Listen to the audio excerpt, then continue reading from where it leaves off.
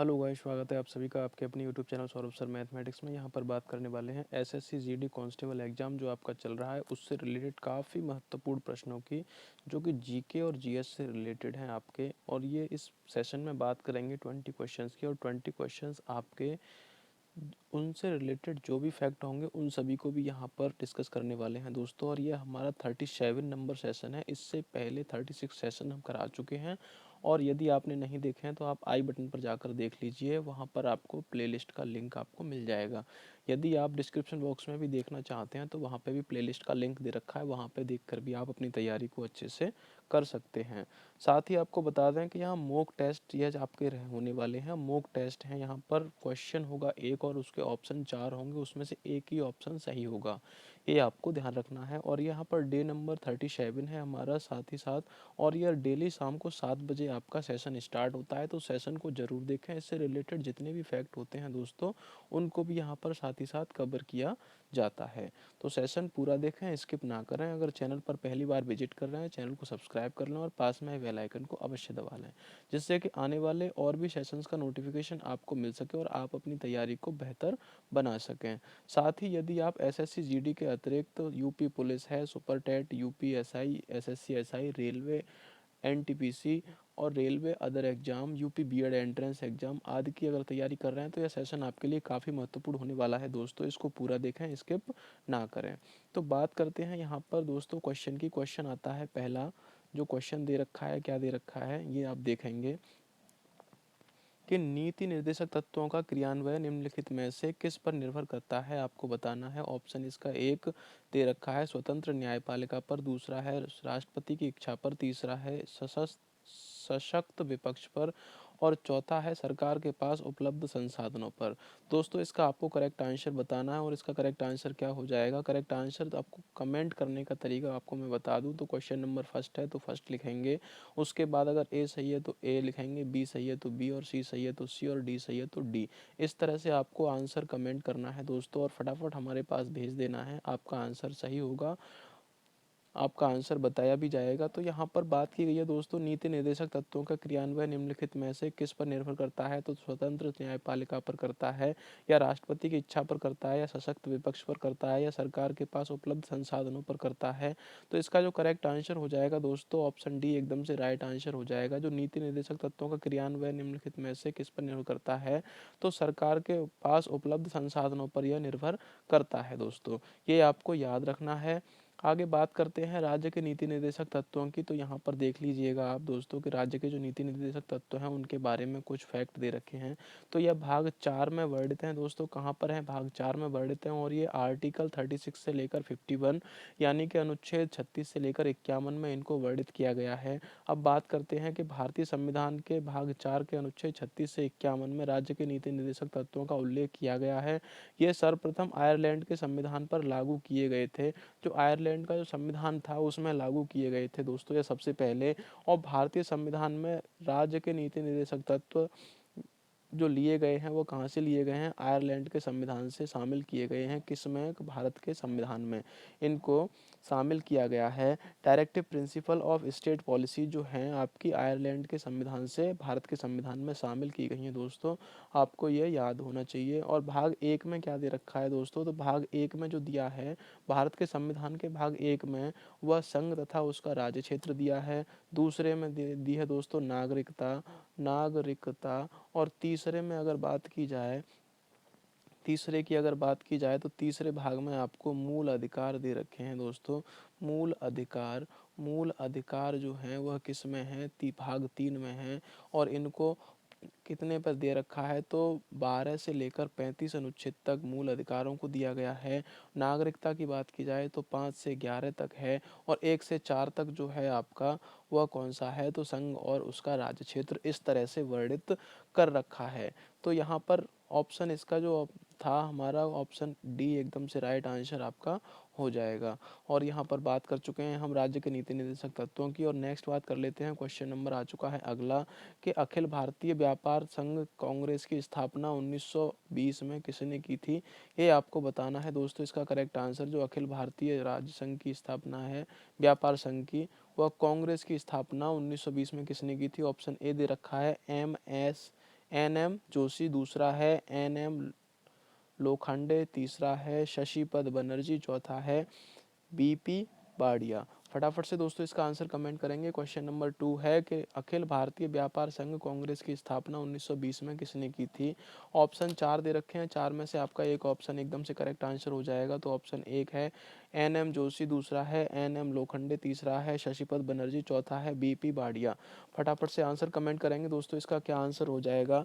तो इसका जो करेक्ट आंसर दोस्तों होने वाला है, इसका जो राइट आंसर होने वाला है दोस्तों, वो ऑप्शन ए एकदम से राइट आंसर हो जाएगा कि MN जोशी एकदम से राइट आंसर आपका हो जाएगा। ऑप्शन ए एकदम से करेक्ट आंसर है। नेक्स्ट बात करेंगे अगले क्वेश्चन की।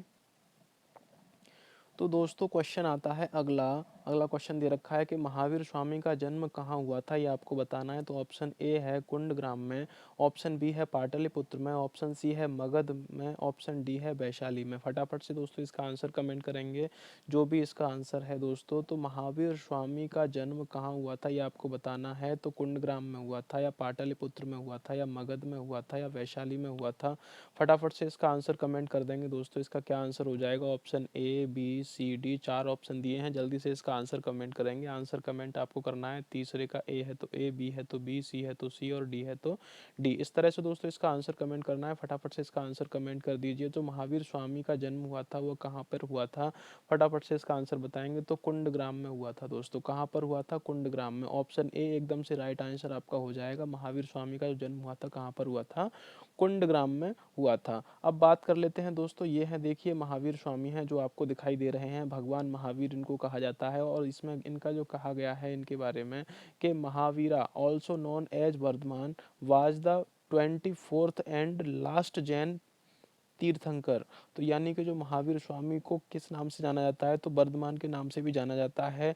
और वह 24वें तथा अंतिम जैन तीर्थकर थे। और Mahavir was born into a royal family in what is now Bihar India in 599 BC।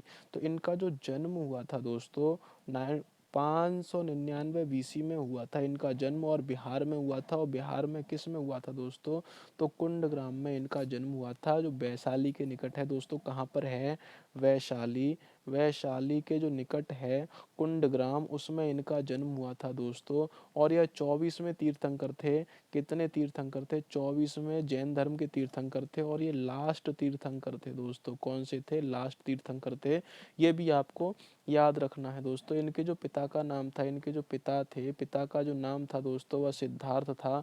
क्या नाम था, सिद्धार्थ इनके पिता का नाम था। और माता का नाम जो था दोस्तों, माता का क्या नाम था, तो त्रिशला माता का नाम, त्रिशला जो था माता का नाम था। ये आपको याद रखना है। और दोस्तों अगर बात की जाए इनकी कि इनकी जो मोक्ष कहाँ पर इन्होंने प्राप्त किया था, तो दोस्तों पावापुरी में।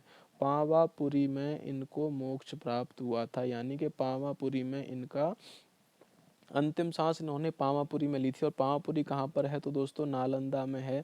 नालंदा कहाँ पर है दोस्तों, तो बिहार में है। कहाँ पर है, नालंदा। तो नालंदा बिहार में है। बिहार यहाँ पर आपको याद रखना है दोस्तों। जब भी अगर छापने को आता है पेपर में कि महावीर स्वामी कौन से तीर्थंकर थे, तो फटाफट से आपको 24वें तीर्थंकर छाप देना है। और अगर यह आता है क्वेश्चन कि महावीर स्वामी कौन से तीर्थंकर थे, यानी जैन धर्म में कुल कितने तीर्थंकर हुए, तो 24 आपको छापना है। लास्ट तीर्थंकर के बारे में अगर पूछता है, तीर्थंकर के बारे में, तो महावीर स्वामी को आपको लगाना है और छाप देना है दोस्तों। तो यहाँ पर बात करते हैं नेक्स्ट क्वेश्चन की। अब नेक्स्ट क्वेश्चन आता है भारतीय संविधान के किस अनुच्छेद में प्रेस की स्वतंत्रता दी गई है, ये आपको बताना है। जो प्रेस की स्वतंत्रता दी गई है भारतीय संविधान के किस अनुच्छेद में दी गई है। ऑप्शंस देख लेते हैं दोस्तों। ऑप्शन ए दे रखा है अनुच्छेद 14 में, ऑप्शन बी है अनुच्छेद 25 में, ऑप्शन सी है अनुच्छेद 21A में, अनुच्छेद और ऑप्शन डी दे रखा है अनुच्छेद 19 के प्रथम में। फटाफट से दोस्तों इसका आंसर कमेंट करेंगे, जो भी इसका आंसर करेक्ट हो जाएगा जल्दी फटाफट से, कि भारतीय संविधान के किस अनुच्छेद में प्रेस की स्वतंत्रता दी गई है।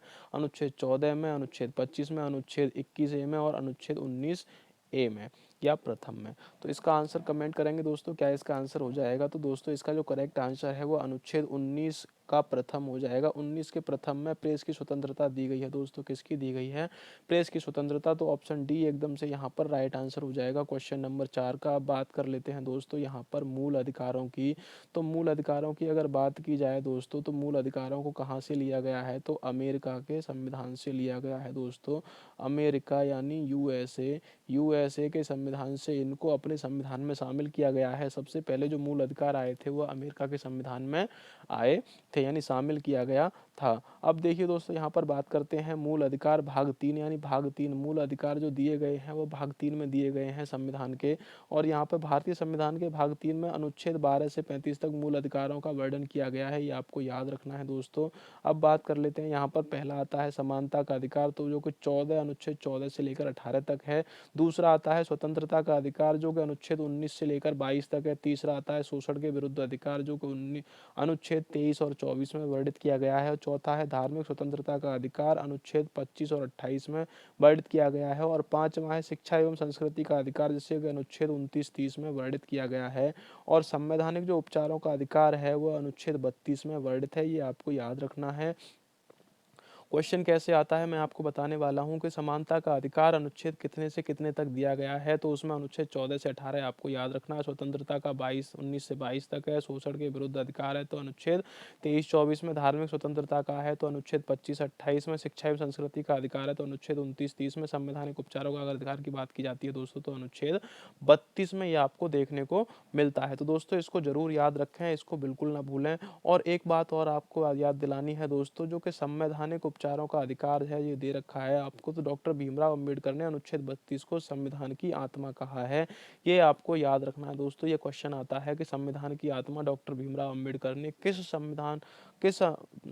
मूल अधिकार को कहा है? तो संवैधानिक जो अनुच्छेद 32 है आपका, अनुच्छेद 32 में दे रखा है संवैधानिक उपचारों का अधिकार को किसने, डॉक्टर अंबेडकर ने क्या कहा है? संविधान की आत्मा कहा है। तो दोस्तों ये आपको याद रखना है, काफ़ी महत्वपूर्ण रहते हैं ये हर एक एग्जाम के लिए। और आपको सेशन अगर अच्छा लगता है तो लाइक जरूर करें दोस्तों। अगर चैनल पर पहली बार विजिट कर रहे हैं तो चैनल को सब्सक्राइब कर लें और पास में बेल आइकन को भी जरूर दबा लें, जिससे कि आने वाले और भी सेशंस का नोटिफिकेशन आपको मिल सके और आप अपनी तैयारी को दोस्तों बेहतर बना सकें। तो यहाँ पर बात करने वाले हैं, क्वेश्चन नंबर आ चुका है 5, एशियाई मत्स्य उत्पादन देशों में भारत का कौन सा स्थान है, ये आपको बताना है। तो दोस्तों ऑप्शन ए है पहला, ऑप्शन बी है दूसरा, ऑप्शन सी है तीसरा, ऑप्शन डी है चौथा।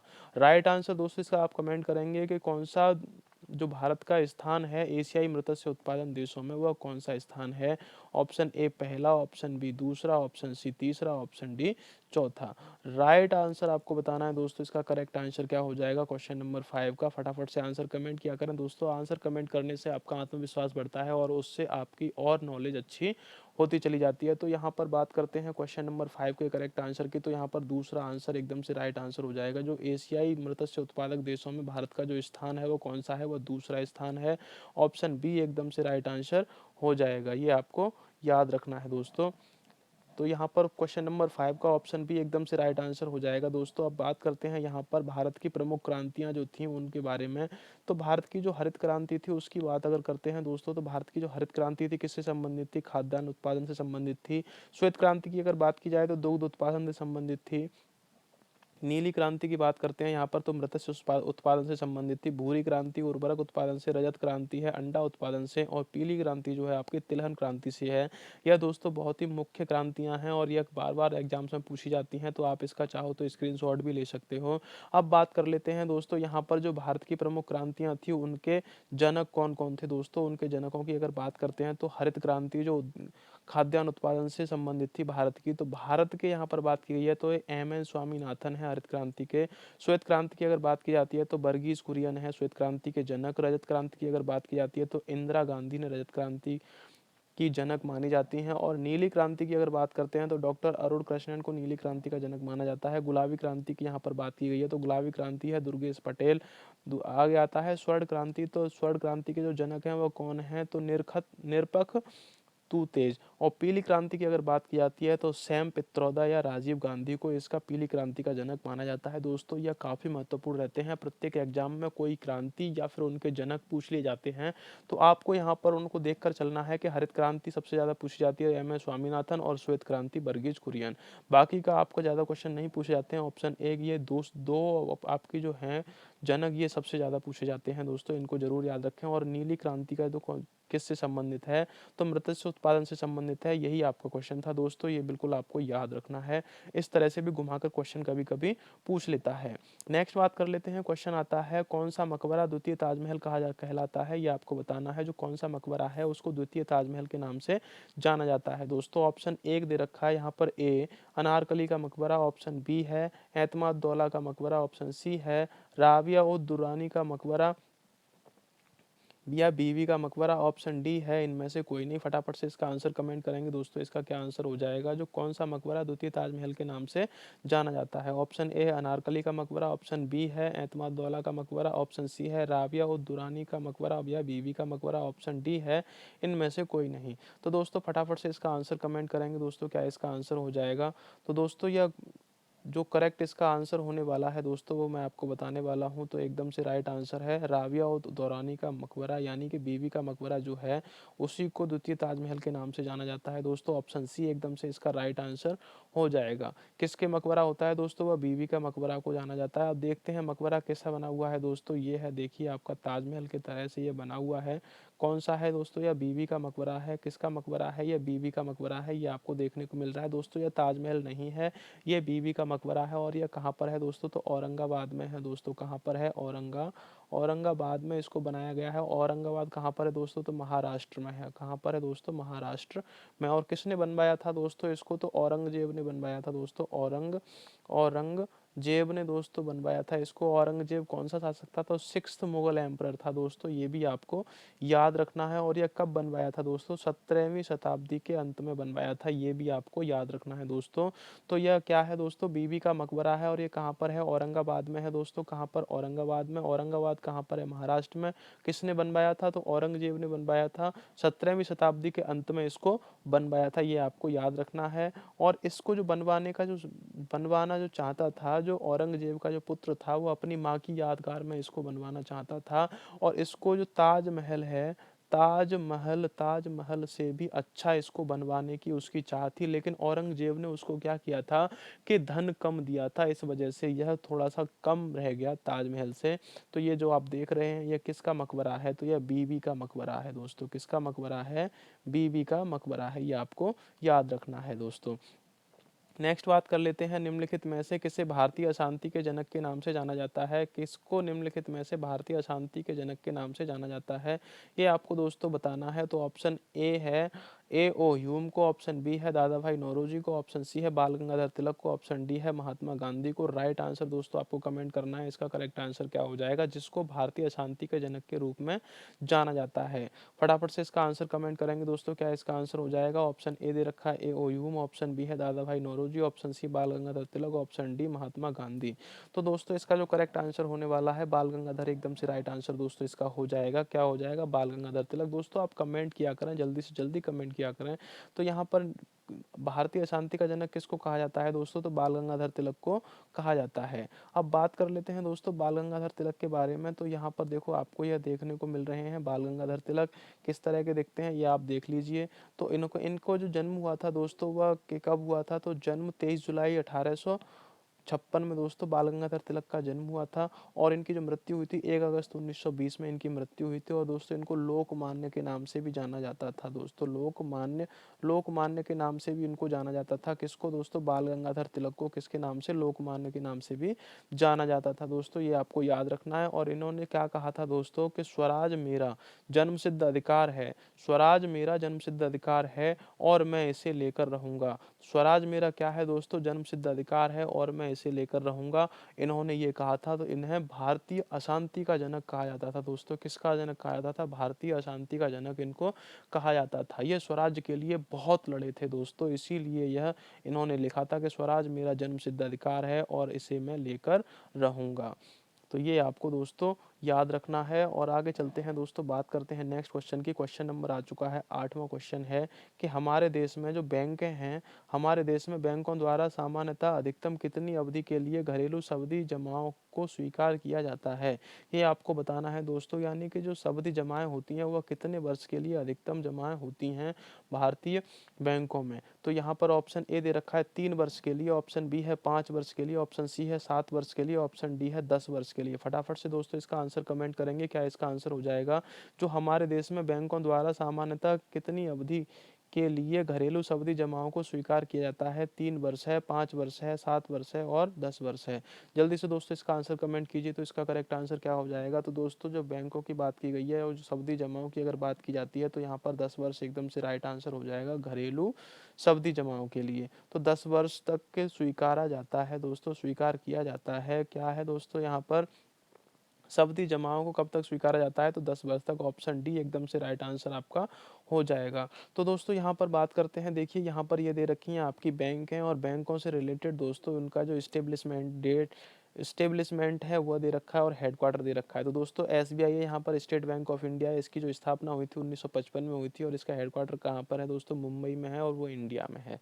मुंबई कहाँ पर है दोस्तों, मुंबई महाराष्ट्र में। अब दूसरी बैंक आती है दोस्तों पंजाब नेशनल बैंक, इसका जो स्थापना हुई थी दोस्तों कब हुई थी, तो 1908 में हुई थी और इसका जो मुख्यालय है वह नई दिल्ली इंडिया में है।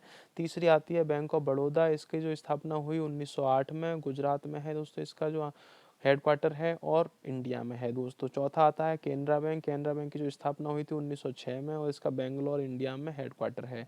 नेक्स्ट बात करते हैं union bank of India, union bank of India की 1919 में स्थापना हुई थी और मुंबई इंडिया में इसका हेडक्वार्टर है।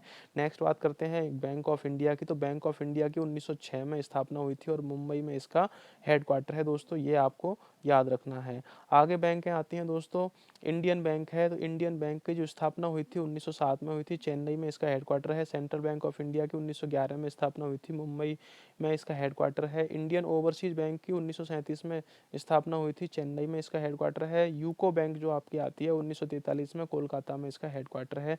बैंक ऑफ महाराष्ट्र की अगर बात की जाती है तो बैंक ऑफ महाराष्ट्र 1935 में इसकी स्थापना हुई थी और पुणे पुणे यानी महाराष्ट्र में इसका हेडक्वार्टर है। और बात कर लेते हैं 12वीं बैंक है पंजाब एंड सिंध बैंक, 1894 में इसकी स्थापना हुई थी और इसका राजेंद्र पैलेस न्यू दिल्ली में इसका क्या है दोस्तों, हेडक्वार्टर है। तो दोस्तों यदि आप हेडक्वार्टर भी याद कर लेते हैं, इसमें से भी एक क्वेश्चन आपका बिल्कुल फंसता है कि किसकी स्थापना कब हुई थी, और ज़्यादातर दोस्तों वो पूछा जाता है। तो यहाँ पर ज़्यादातर पूछा जाता है आपका, एक है आपकी स्टेट बैंक ऑफ इंडिया जो कि 1955 में उसकी स्थापना हुई थी और मुंबई में हेडक्वार्टर, दूसरा पंजाब नेशनल बैंक का, तीसरा बैंक ऑफ बड़ौदा का। और यहाँ पर आती है आपकी लास्ट में, ये है दोस्तों जो जो बैंक आपकी दे रखी है सेंट्रल बैंक ऑफ इंडिया है। सेंट्रल बैंक ऑफ इंडिया 1911 में स्थापित हुई थी और इसका जो हेडक्वार्टर है वो मुंबई में है। कहाँ पर है दोस्तों, मुंबई में। ये आपको याद रखना।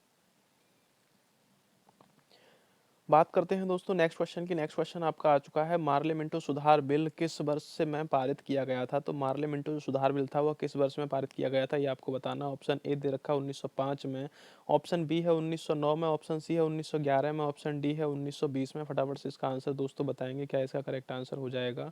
जो मार्ले मिंटो सुधार बिल किस वर्ष पारित किया गया था, फटाफट से इसका आंसर बताना है दोस्तों। कौन सा इसका करेक्ट आंसर हो जाएगा, तो 1905 हो जाएगा या 1909 हो जाएगा या 1911 हो जाएगा या 1920 हो जाएगा। फटाफट से कीजिए दोस्तों इसका आंसर, क्या इसका आंसर करेक्ट हो जाएगा। जल्दी से आंसर कमेंट करेंगे दोस्तों। तो इसका जो करेक्ट आंसर है दोस्तों, इसका जो राइट आंसर है 1909 एकदम से राइट आंसर हो जाएगा। ऑप्शन बी एकदम से राइट आंसर दोस्तों आपका हो जाएगा 9वें क्वेश्चन का। जो मार्ले मिंटो सुधार बिल था वह किस वर्ष पारित हुआ था, तो 1909 में यह पारित हुआ था। अब उस बिल से संबंधित कुछ देख लेते हैं दोस्तों। तो भारतीय परिषद अधिनियम जो 1909 में आया था वह मार्ले मिंटो सुधार के समय में ही आया था दोस्तों, उसी के लिए यह आया था। तो इसमें बात करते हैं, ये दे रखा है आपका वर्ष 1909 में भारतीय परिषद अधिनियम, जिसे मार्ले मिंटो सुधार भी कहा जाता है, लाया गया। इस अधिनियम द्वारा चुनावी प्रणाली के सिद्धांत को भारत में पहली बार मान्यता मिली थी। किस अधिनियम के द्वारा दोस्तों, तो मार्ले मिंटो सुधार अधिनियम के द्वारा, यानी भारतीय परिषद अधिनियम 1909 के द्वारा। अब दूसरा आता है, इस अधिनियम द्वारा मुसलमानों के प्रतिनिधित्व के मामले में विशेष रियायतें दी गई थी दोस्तों, ये भी आपको याद रखना है। तीसरा आपका दोस्तों आता है यहाँ पर कि सरकार इन सुधारों द्वारा नरमपंथियों व मुसलमानों को लालच देकर राष्ट्रवाद के उफान को रोकना चाहती थी। दोस्तों क्या करना चाहती थी, जो नरमपंथी थे और मुसलमान थे उनको लालच देकर राष्ट्रवाद के उफान को रोकना चाहती थी। नेक्स्ट आता है यहाँ पर, इन सुधारों के संबंध में महात्मा गांधी ने कहा मार्ले मिंटो सुधार ने हमारा सर्वनाश कर दिया है। किसने कहा था दोस्तों, तो वह किसने कहा था, महात्मा गांधी जी ने कहा था कि मार्ले मिंटो सुधार ने क्या कर दिया है, हमारा सर्वनाश कर दिया है। वो क्या चाहता था कि इन सुधारों के माध्यम से नरमपंथियों और मुसलमानों को कुछ लालच देकर वह राष्ट्रीय उफान को रोकना चाहते थे।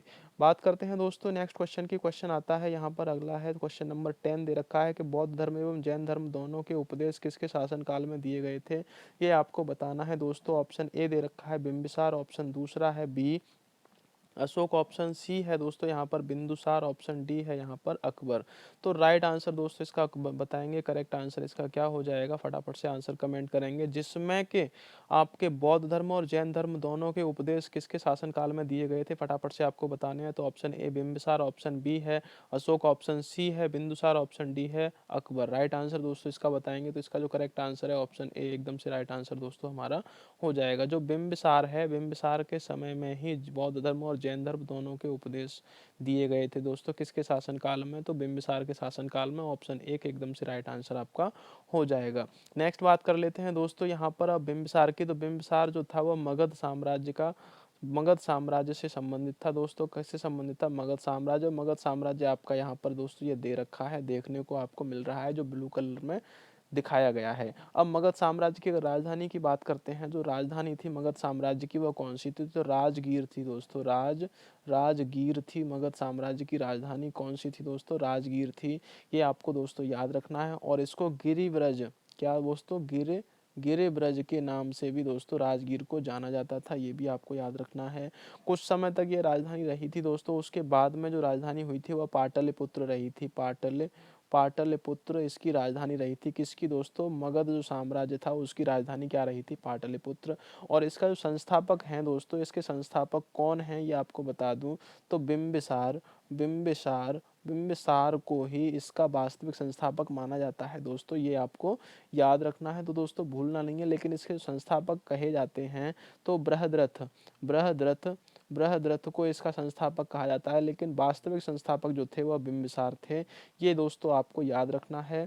बात करते हैं दोस्तों यहाँ पर ये नेक्स्ट क्वेश्चन की। तो नेक्स्ट क्वेश्चन आता है, पंजाब के राजा रणजीत सिंह जो थे की राजधानी थी, तो राजधानी पंजाब के राजा जो रणजीत सिंह थे उनकी राजधानी कहाँ थी। ऑप्शन ए दे रखा है अमृतसर, ऑप्शन बी है लाहौर, ऑप्शन सी है रावलपिंडी, ऑप्शन डी है पेशावर। राइट आंसर दोस्तों आपको बताना है कौन सा आपका करेक्ट आंसर हो जाएगा, फटाफट से आंसर कमेंट करेंगे दोस्तों। तो पंजाब के राजा रणजीत सिंह की जो राजधानी कहाँ थी वो आपको बताना है। तो ऑप्शन ए है अमृतसर, ऑप्शन बी है Lahore, option C Rawalpindi, option D Peshawar. तो दोस्तों यहाँ पर ये तीन तो दोस्तों हमारे क्या हैं, वर्तमान में पाकिस्तान में है, ये आपको याद रखना है दोस्तों। और अमृतसर है यह भारत में है, ये भी आपको याद रखना है। तो यहाँ पर पंजाब के जो राजा रणजीत सिंह थे उनकी जो राजधानी थी वह कहाँ थी आपको ये बताना है। तो दोस्तों उनकी जो राजधानी थी वह लाहौर में थी। ऑप्शन बी एकदम से राइट आंसर आपका हो जाएगा। ऑप्शन बी एकदम से राइट आंसर हो जाएगा। जो रणजीत सिंह थे उनकी जो राजधानी थी वह कहाँ थी, तो वह लाहौर में थी। दोस्तों बात करते हैं यहाँ पर, अब देखिए ये दे रखा है आपको, क्या है दोस्तों इसको देखिएगा, तो यह पंजाब का अमृतसर मंदिर है दोस्तों। स्वर्ण मंदिर के नाम से इसको जाना जाता है दोस्तों। किसके नाम से, स्वर्ण मंदिर के नाम से इसको जाना जाता है, ये आपको याद रखना है दोस्तों। और कहाँ पर है दोस्तों, ये अमृतसर में है दोस्तों। अमृतसर में है दोस्तों, ये आपको याद रखना है। और दोस्तों अगर पंजाब की बात की जाए तो जो जलियांवाला बाग हत्याकांड हुआ था दोस्तों, कौन सा हुआ था, जलियांवाला बाग हत्याकांड जो हुआ था दोस्तों वह कहाँ हुआ था, तो पंजाब प्रांत में ही हुआ था दोस्तों। ये भी आपको याद रखना है। तो दोस्तों यहाँ पर अमृतसर ये का ये स्वर्ण मंदिर है दोस्तों, क्या है, अमृतसर का स्वर्ण मंदिर है। और स्वर्ण मंदिर कहाँ पर है दोस्तों, अमृतसर में है, ये आपको याद रखना। और पंजाब की अगर बात करते हैं दोस्तों तो इसकी जो राजधानी है वह चंडीगढ़ है दोस्तों। कौन सी है, चंडीगढ़। किसकी राजधानी है दोस्तों, तो पंजाब की राजधानी है। और इसके जो सीएम है दोस्तों, सीएम है वो भगवंत मान है दोस्तों। भगवंत मान इसके सीएम हैं दोस्तों, ये आपको याद रखना है। अगर गवर्नर की अगर बात की जाती है दोस्तों, यहाँ पर राज्यपाल की अगर बात करते हैं तो यहाँ पर बनवारी लाल पुरोहित वहाँ के कौन है दोस्तों, दोस्तों वह गवर्नर हैं, ये आपको याद रखना है। तो पंजाब राज्य की अगर बात की जाए तो क्षेत्रफल की दृष्टि से जो पंजाब का जो स्थान है क्षेत्रफल की दृष्टि से वह 19वां स्थान रहता है, और जनसंख्या की दृष्टि से अगर बात की जाए तो इसका 16वां स्थान रहता है दोस्तों, ये भी आपको याद रखना है। और यहाँ पर इसकी अगर लिटरेसी की बात की जाए यानी साक्षरता की बात की जाए तो 76.60 वहाँ पर परसेंटेज के हिसाब से इसकी साक्षरता दोस्तों है। किसकी दोस्तों? पंजाब की यहाँ पर बात हो रही है। देखो कितना ये अजीब लग रहा है, यह मंदिर एकदम स्वर्ण मंदिर है, यह सोने का बना हुआ मंदिर है।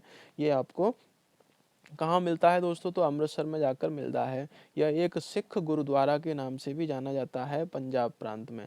नेक्स्ट बात कर लेते हैं अगले क्वेश्चन की। तो क्वेश्चन आता है, क्वेश्चन नंबर 12 दे रखा है, निम्न में से कौन एक बौद्ध ग्रंथ 16 महाजनपदों का उल्लेख करता है? जो बौद्ध ग्रंथ है दोस्तों वह 16 महाजनपदों का उल्लेख करता है। तो कौन सा उल्लेख करता है? ऑप्शन ए है अंगुत्तर निकाय, ऑप्शन बी है मंजिम निकाय, ऑप्शन सी है खुदक निकाय, ऑप्शन डी है दीर्घ निकाय। फटाफट से इसका आंसर कमेंट करेंगे दोस्तों, इसका क्या करेक्ट आंसर हो जाएगा?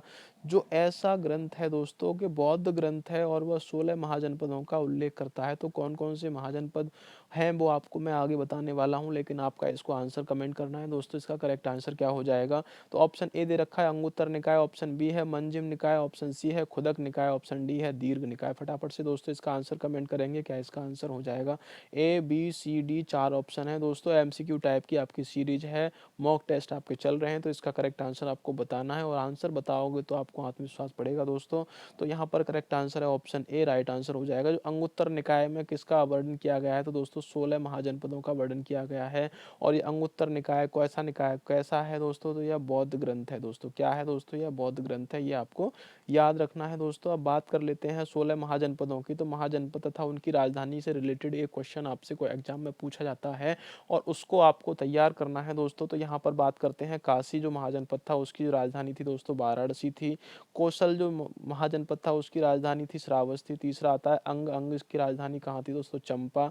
चौथा आता है चेद, चेद की जो राजधानी थी दोस्तों वो शक्तिमती थी। पांचवा आता है वत्सी की जो राजधानी थी वह कौशाम्बी थी, ये आपको याद रखना है दोस्तों। नेक्स्ट बात करते हैं दोस्तों, यहाँ पर कुरु आता है। तो कुरु की जो राजधानी थी वह इंद्रप्रस्थ थी। पांचाल की जो राजधानी थी अहिच्छत्र और काम्पिल्य थी दोस्तों। और मत्स्य की जो राजधानी थी वो विराटनगर थी। सूरसेन की राजधानी मथुरा थी। अश्वक की जो राजधानी थी वो पैठान प्रतिष्ठान और पोतन पोटिल थी। और अवंती की जो राजधानी थी वो उज्जैन थी, ये आपको याद रखना है। महिष्मती और उज्जैन अवंती की राजधानी थी। नेक्स्ट बात करते हैं दोस्तों यहाँ पर गांधार की जो राजधानी थी दोस्तों वह तक्षशिला थी। बहुत ही महत्वपूर्ण प्रश्न है, ये काफ़ी बार पूछा जाता है। अवंती वाला भी काफ़ी बार पूछा गया है। कंबोज की जो राजधानी थी वो हाटक और राजपुर थी। बज्जी की राजधानी वैशाली थी। मल्ल की राजधानी कुशीनगर और पावापुरी थी। यहाँ पर आते हैं मगध, मगध की जो राजधानी थी वह गिरिब्रज और राजगृह थी। तो दोस्तों यहाँ पर जो मगध जो साम्राज्य था वो सबसे शक्तिशाली साम्राज्य था। 16 महाजनपदों में सबसे शक्तिशाली जो महाराज साम्राज्य था वह कौन सा था दोस्तों? मगध साम्राज्य था। तो इसकी राजधानी को याद जरूर रखें। और यहाँ बज्जी की जो वैशाली है उसको याद रखें, गांधार की याद रखें, तक्षशिला की दोस्तों याद रखें। बाकी की आपको अगर मैं बताऊं यहाँ पर, तो दोस्तों यहाँ पर जो काशी की जो राजधानी है इसको आपको याद रखना है, और अंग की राजधानी याद रखना है, और कुरु की राजधानी को भी आपको याद रखना है दोस्तों। इनमें से एक राजधानी आपके एग्जाम में जरूर पूछी जाती है दोस्तों, और ये आती है एक सूरसेन। सूरसेन की जो राजधानी है वह मथुरा है, ये भी आपको याद रखनी है। अवंती की है, उज्जैन है, महिष्मती है, ये भी आपको याद रखनी है दोस्तों। नेक्स्ट बात करते हैं, अगला क्वेश्चन आता है, क्वेश्चन नंबर 13 है, मुद्रास्फीति से बाजार की वस्तुएं वो क्या असर पड़ता है? जो मुद्रास्फीति होती है उससे बाजार की वस्तुओं पर क्या असर पड़ता है ये आपको बताना है। ऑप्शन ए दे रखा है और सस्ती हो जाती हैं, ऑप्शन बी है महंगी हो जाती हैं, ऑप्शन सी है बिल्कुल नहीं मिलती, ऑप्शन डी है प्रचुरता से मिलती हैं। तो आपको बताना है करेक्ट आंसर दोस्तों, इसका क्या हो जाएगा? राइट आंसर दोस्तों आपको बताना है। तो मुद्रास्फीति से बाजार की वस्तुओं में क्या अंतर आता है? सस्ती हो जाती हैं, महंगी हो जाती हैं, बिल्कुल नहीं मिलती हैं और प्रचुरता से मिलती हैं। राइट आंसर दोस्तों इसका बताएंगे option A B C D, कौन सा इसका करेक्ट आंसर हो जाएगा दोस्तों? तो इसका जो राइट आंसर है आपका वह महंगी हो जाती हैं। क्या हो जाता है दोस्तों? वह वस्तुएं क्या हो जाता है? महंगी हो जाती हैं, ये आपको याद रखना है। तो मुद्रास्फीति से बाजार की वस्तुएं क्या होती हैं? महंगी हो जाती हैं। अब आपको देखिए यहाँ पर समझना है थोड़ा मुद्रास्फीति को, जो इन्फ्लेशन के नाम से भी इसको जाना जाता है। तो मुद्रा है, मुद्रा के नाम से आपके मुद्रा जो होती है क्या होती है? जो रुपया होते हैं वह मुद्रा होती है। भारतीय रुपया क्या है? भारत की मुद्रा है। और स्फीति का मतलब होता है दोस्तों वृद्धि, फैला, प्रचुरता या प्राचुर्य, ये आपको याद रखना है। तो वृद्धि से आपको समझना चाहिए जो मुद्रास्फीति में क्या होता है, मुद्रा की वृद्धि होती है। अब यहाँ पर बात करते हैं कि वस्तु एवं सेवाओं की कीमत में वृद्धि व मुद्रा की कीमत में कमी, यानी मुद्रा की कीमत में कमी आ जाती है और वस्तुओं की जो कीमत होती है उसमें वृद्धि हो जाती है, तो वो क्या कहलाती है दोस्तों, मुद्रास्फीति कहलाती है। उदाहरण के लिए आपको दोस्तों मैंने उदाहरण भी यहाँ रखा है कि आज 1 किलो टमाटर आप 100 रुपये में खरीदते हैं। मान के चलो कि आज 1 किलो टमाटर आप 100 रुपये में खरीदते हैं और सालाना मुद्रास्फीति अगर 10% मानकर चलें, कितनी 10%, तो टमाटर अगले साल में दोस्तों 110 रुपये में पाएंगे। कितने पाएंगे दोस्तों, 1 किलो टमाटर आप कितने में पाएंगे, 110 रुपये में। तो क्या हुआ है दोस्तों, मुद्रास्फीति अगर 10% गिर रही है, मुद्रा की जो स्फीति हो रही है वो 10% हो रही है, तो अगले साल में जो टमाटर मिलने वाले हैं वो 110 रुपये किलो मिलेंगे, जो कि इस साल में 100 रुपये किलो मिलने वाले टमाटर थे। तो दोस्तों इससे क्या हुआ कि बाजार में जो चीज़ें हैं, वस्तु हैं, उनकी क्या है, कीमत बढ़ रही है और जो हमारी जो मुद्रा है उसकी कीमत में कमी आ रही है। इसी को हम क्या कहते हैं दोस्तों, मुद्रास्फीति कहते हैं, या इन्फ्लेशन आपको बता दिया जाए तो कहा जाता है। नेक्स्ट बात कर लेते हैं, क्वेश्चन नंबर आता है 14 क्वेश्चन में दे रखा है दोस्तों, निम्नलिखित में से किस काल में स्त्रियों की पुरुषों से बराबरी थी। आपको बताना है दोस्तों इसका करेक्ट आंसर, क्या आंसर हो जाएगा। क्वेश्चन नंबर 14 है कि निम्न में से किस काल में स्त्रियों की पुरुषों से बराबरी थी, ये आपको बताना है। ऑप्शन ए दे रखा है गुप्त काल में, ऑप्शन बी है मौर्य काल में, ऑप्शन सी है चोल काल में, ऑप्शन डी है इनमें से कोई नहीं। फटाफट से दोस्तों इसका आंसर कमेंट करेंगे, क्या इसका आंसर हो जाएगा। राइट आंसर दोस्तों आपको बताना है, जल्दी से आंसर कमेंट कर देंगे कि निम्नलिखित में से किस काल में स्त्रियों की पुरुषों से बराबरी थी। तो गुप्त काल में थी, मौर्य काल में थी, चोल काल में थी, या इनमें से कोई नहीं। राइट आंसर दोस्तों इसका बताएंगे, क्या इसका करेक्ट आंसर दोस्तों हो जाएगा। तो इसका जो राइट आंसर है दोस्तों वो ऑप्शन ए है, गुप्त काल में थी दोस्तों। कि स्त्रियों की जो पुरुषों से बराबरी थी वो कहाँ, किस काल में थी, तो गुप्त काल में थी। गुप्त काल को दोस्तों भारत का स्वर्ण युग कहा जाता है, भारत का स्वर्ण युग कहा जाता है दोस्तों गुप्त काल को, ये आपको याद रखना है। और इसकी जो स्थापना की थी दोस्तों वह श्री गुप्त ने की थी, श्री गुप्त ने इसकी स्थापना की थी। किसकी दोस्तों, गुप्त वंश की जो स्थापना की थी श्री गुप्त ने की थी। और कब की थी, तो 240 ईस्वी से लेकर 550 ईस्वी तक का दोस्तों यह जो काल आता है वह गुप्त काल आता है, ये आपको याद रखना है। और दोस्तों यह हिंदू साम्राज्य था दोस्तों, कौन सा साम्राज्य था, यह हिंदू साम्राज्य था, ये भी आपको दोस्तों याद रखना है। बात करते हैं दोस्तों यहाँ पर गुप्त काल की, तो ये देखो आपको देखने को मिल रहा है जितना भी आपको तक्षशिला से लेकर और यहाँ अयोध्या, पाटलिपुत्र, गिरनारगढ़ है और यह पिस्तापुरा है दोस्तों। ये जो आपको दिखाई दे रहा है, ये जो आपको दिखाई दे रहा है, ये क्या है दोस्तों, यह गुप्त एम्पायर है दोस्तों। क्या है, गुप्त एम्पायर है, ये आपको याद रखना है। और यहाँ पर गुप्त एम्पायर में अगर बात करें तो दोस्तों समुद्रगुप्त ज़्यादातर एग्जाम में पूछा जाता है समुद्रगुप्त के नाम से। तो इसने महाराजाधिराज की उपाधि धारण की थी दोस्तों, ये भी आपको याद रखना है। और यह कौन था दोस्तों, यह संगीतज्ञ था दोस्तों, ये भी आपको याद रखना है। और इसका दोस्तों भारत का नेपोलियन इसको कहा जाता है दोस्तों, ये भी आपको याद रखना है। तो ये गुप्त एम्पायर है दोस्तों, ये आपको याद रखना। और इसकी जो राजधानी आपकी अगर बात की जाती है कि इसकी जो राजधानी कौन सी है दोस्तों, तो यहाँ पर ये पाटलिपुत्र दोस्तों जो है इसकी राजधानी थी। किसकी, गुप्त एम्पायर की जो राजधानी थी दोस्तों कौन सी थी, तो वह पाटलिपुत्र, जो वर्तमान में पटना है और जो वर्तमान में बिहार की राजधानी है, वही गुप्त एम्पायर की दोस्तों राजधानी थी। यह हिंदू साम्राज्य था, ये भी आपको याद रखना है। नेक्स्ट बात कर लेते हैं दोस्तों, अगला क्वेश्चन आता है, क्वेश्चन नंबर 15 है, गुप्त काल की सोने की मुद्रा को कहा जाता था। तो गुप्त काल की जो सोने की मुद्रा होती थी उसको क्या कहा जाता था। ऑप्शन ए दे रखा है दीनार, ऑप्शन बी है करसापड़, ऑप्शन सी है निस्क, ऑप्शन डी है काकिनी। फटाफट से इसका आंसर कमेंट करेंगे दोस्तों, इसका क्या करेक्ट आंसर हो जाएगा। जो गुप्त काल को सोने की मुद्रा को कहा जाता था तो क्या कहा जाता था, दीनार कहा जाता था, या करसापड़ कहा जाता था, या फिर निस्क कहा जाता है, या काकिनी कहा जाता है। जल्दी से इसका आंसर दोस्तों कमेंट करेंगे। राइट आंसर आंसर इसका क्या हो जाएगा।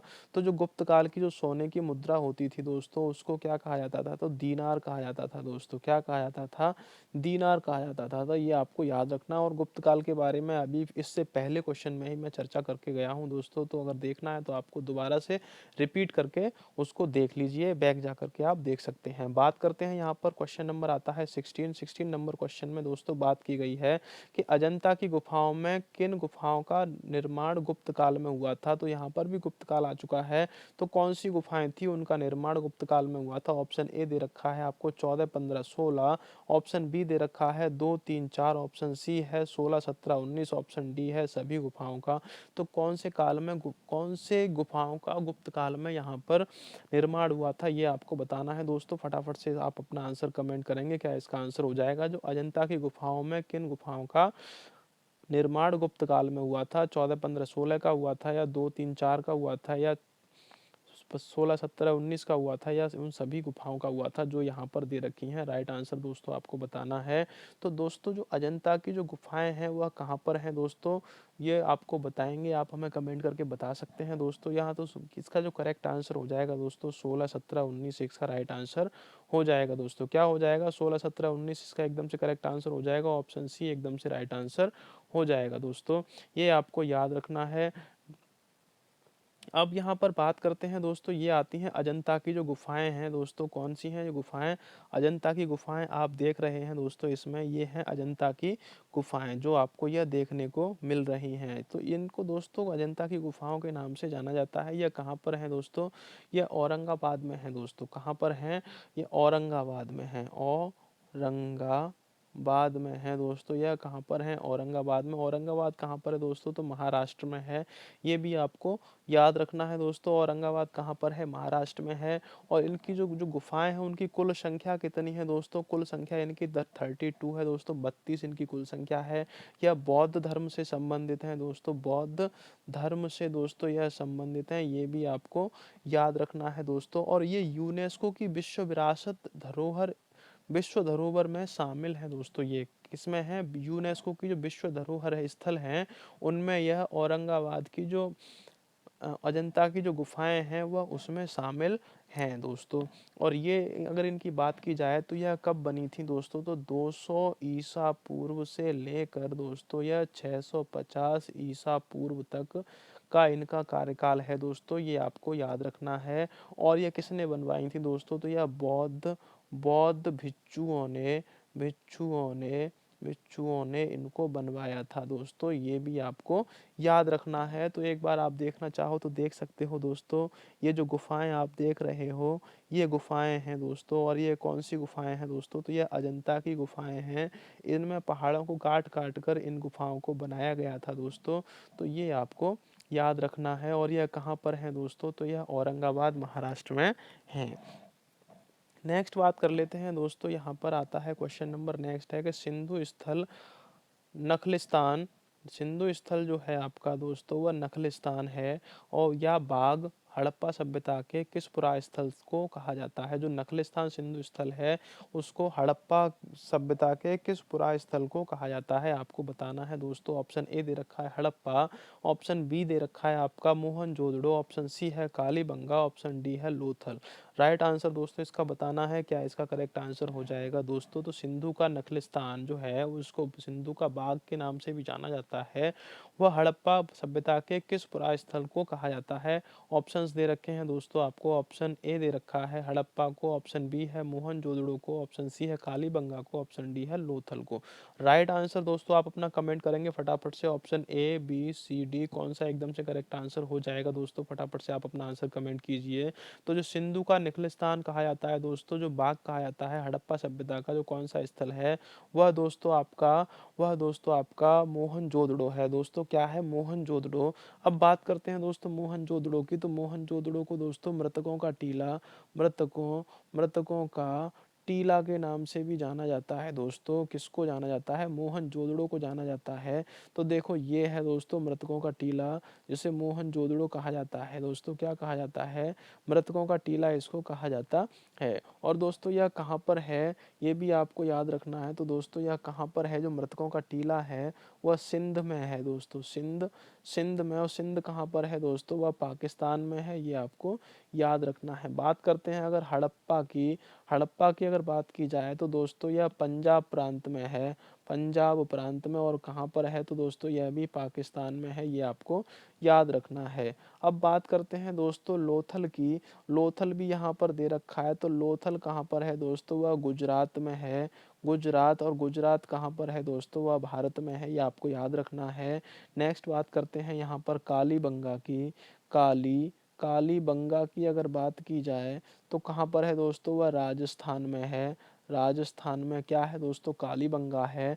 अगर आलमगीरपुर की बात करें, आलमगीरपुर की, तो वह उत्तर प्रदेश के कहाँ पर है दोस्तों? वह मेरठ में है, ये आपको याद रखना है दोस्तों। तो यह क्या है दोस्तों? मृतकों का टीला है, क्या है? मृतकों का टीला। और यह कहाँ पर है दोस्तों? वर्तमान में पंजाब प्रांत में है। कहाँ पर है दोस्तों? सिंध प्रांत में है। और सिंध प्रांत कहाँ पर है दोस्तों? तो वह आपका पाकिस्तान में है। नेक्स्ट बात कर लेते हैं दोस्तों, यहाँ पर आता है क्वेश्चन, है क्वेश्चन नंबर 18 है, रामकृष्ण मिशन की मुख्यालय कहाँ पर स्थित है? ये आपको बताना है दोस्तों। ऑप्शन देख लेते हैं, इसके थोड़ा छोटा करना पड़ेगा क्योंकि बड़ा क्वेश्चन आ रहा है, डिस्प्ले पर पूरा दिखना चाहिए। तो रामकृष्ण मिशन का मुख्यालय कहाँ पर है दोस्तों? आपको बताना है। तो ऑप्शन ए दे रखा है बेल्लूर में, दूसरा है बेल्लौरी में, वेल्लौर में, तीसरा है वेल्लारी में, चौथा है इनमें से कोई नहीं। तो राइट आंसर दोस्तों इसका आप बताएंगे हमें कि क्या इसका करेक्ट आंसर हो जाएगा। जो रामकृष्ण मिशन है, रामकृष्ण मिशन है दोस्तों, उसका जो मुख्यालय दे रखा है कहाँ पर है? वेल्लूर में है, वेल्लौर में है, वेल्लारी में है, या इनमें से कोई नहीं है। तो करेक्ट आंसर दोस्तों इसका बताएंगे। तो इसका जो राइट आंसर होना चाहिए दोस्तों वह वेल्लूर होना चाहिए। ऑप्शन ए एकदम से करेक्ट आंसर दोस्तों इसका होना चाहिए। जो कि इसका मुख्यालय कहाँ पर है दोस्तों? वह कहाँ पर है? वेल्लोर में है। ऑप्शन ए एकदम से राइट आंसर आपका हो जाएगा दोस्तों। अब बात कर लेते हैं दोस्तों यहाँ पर ये रामकृष्ण मिशन के बारे में। तो दोस्तों आगे चलते हैं थोड़ा, ये आपको दिखाई दे रहे हैं, यह कौन है दोस्तों? ये आपको जो दिखाई दे रहे हैं दोस्तों, यह कौन है? तो इनके बारे में आपको पता होना चाहिए। तो यह स्वामी विवेकानंद हैं दोस्तों। कौन है? स्वामी स्वामी स्वामी विवेकानंद हैं दोस्तों। तो ये कौन है? विवेकानंद हैं ये दोस्तों। इनके बारे में आपको जानना काफ़ी ज़रूरी है। तो स्वामी विवेकानंद का जो जन्म हुआ था दोस्तों वह कब हुआ था?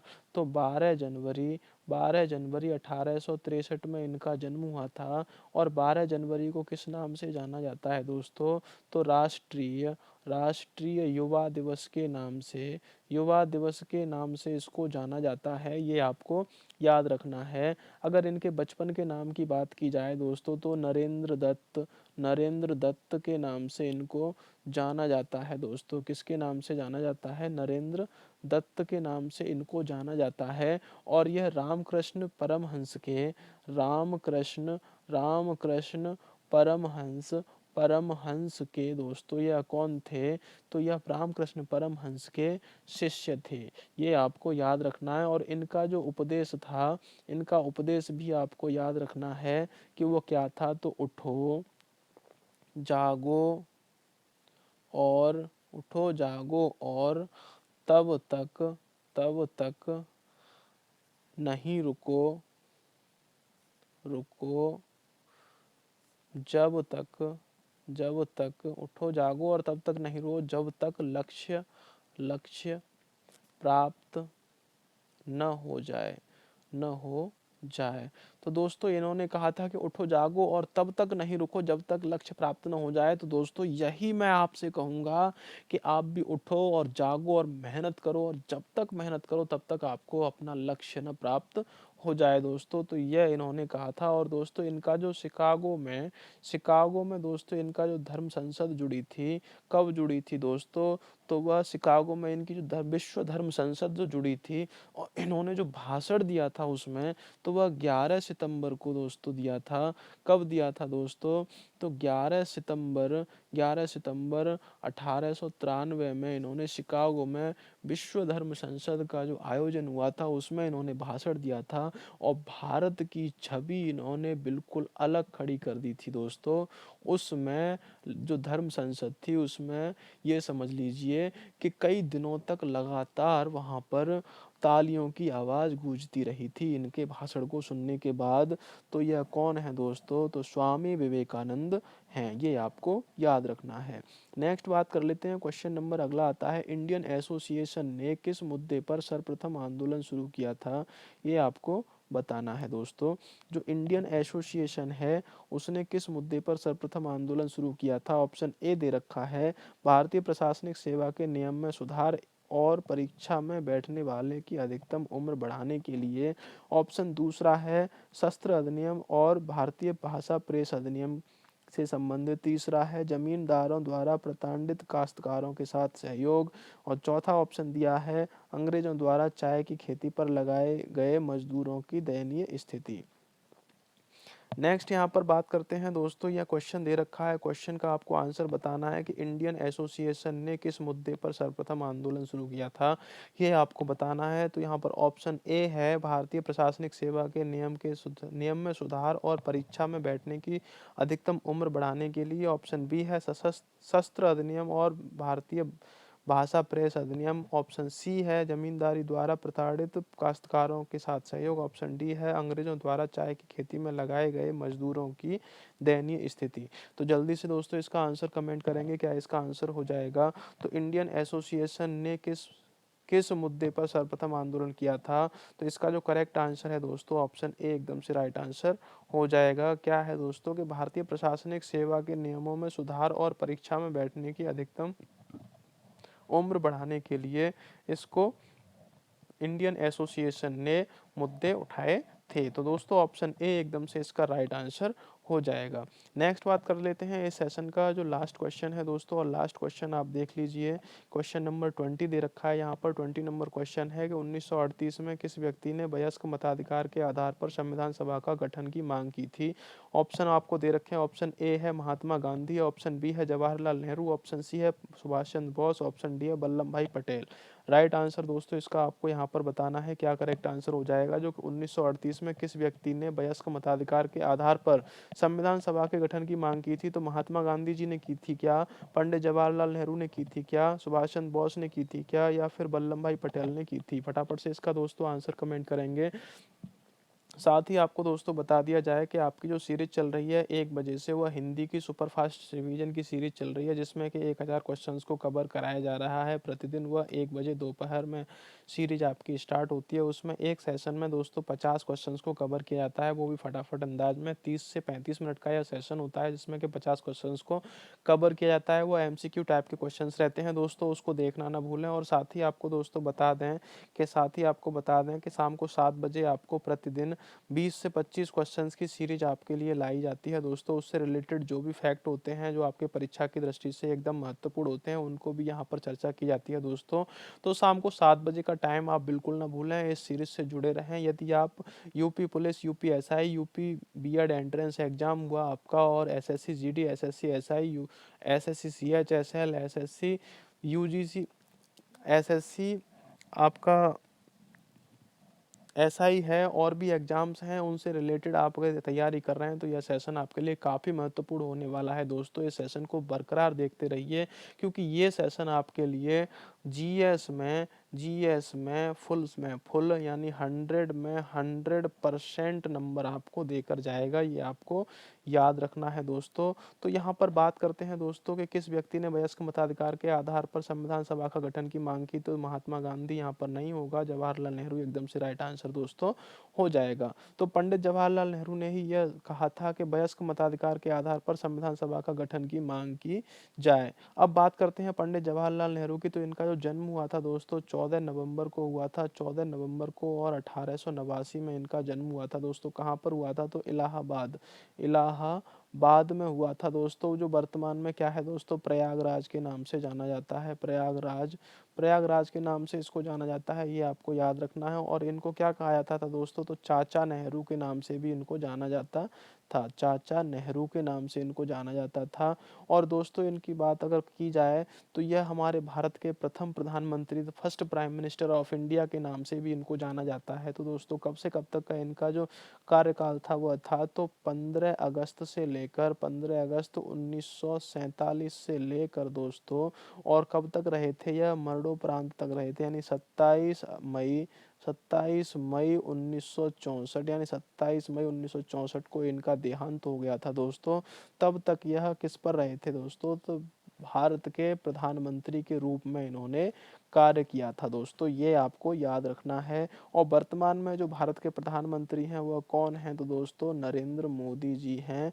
नरेंद्र मोदी जी वर्तमान में भारत के कौन हैं दोस्तों, प्रधानमंत्री हैं, और लगातार दूसरी बार बनने वाले प्रधानमंत्री हैं। ये आपको दोस्तों याद रखना है। और अगला चुनाव आपका आ रहा है 2024 में। 2024 में जो चुनाव होगा दोस्तों किसका होगा, वह नरेंद्र मोदी यानी प्रधानमंत्री पद के उम्मीदवार के लिए वह चुनाव किया जाएगा दोस्तों। तो यह थे टॉप 20 क्वेश्चंस दोस्तों जो कि इस सीरीज में हमने कवर किए।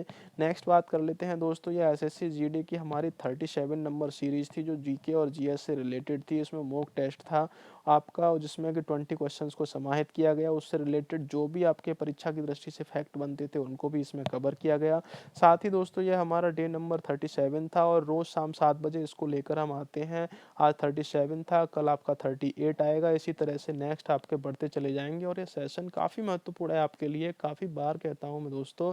तो दोस्तों सेशन कैसा लगा, अगर अच्छा लगा तो लाइक करें, और चैनल पर पहली बार विजिट करें चैनल को सब्सक्राइब कर लें, और पास में बेल आइकन को जरूर दबा लें, जिससे कि आने वाले सेशन का नोटिफिकेशन आपको मिल सके और आप अपनी तैयारी को बेहतर कर सको दोस्तों। यदि आपको इस सेशन में कोई भी क्वेश्चन अगर गलत लगता है, उसका आंसर आपको दूसरा लगता है, तो आप हमें कमेंट जरूर करें कमेंट सेक्शन में। आपके कमेंट अगर आप करते हो तो उसको देखा जाएगा, और हमारी टीम द्वारा संशोधित आंसर को निकालकर आपके सामने अगले सेशन में शामिल करके प्रस्तुत किया जाएगा दोस्तों। तो आपसे उम्मीद है कि आपको सेशन अच्छा लगा होगा, तो लाइक भी किया होगा दोस्तों। तो मिलते हैं नेक्स्ट सेशन में, तब तक के लिए नमस्कार।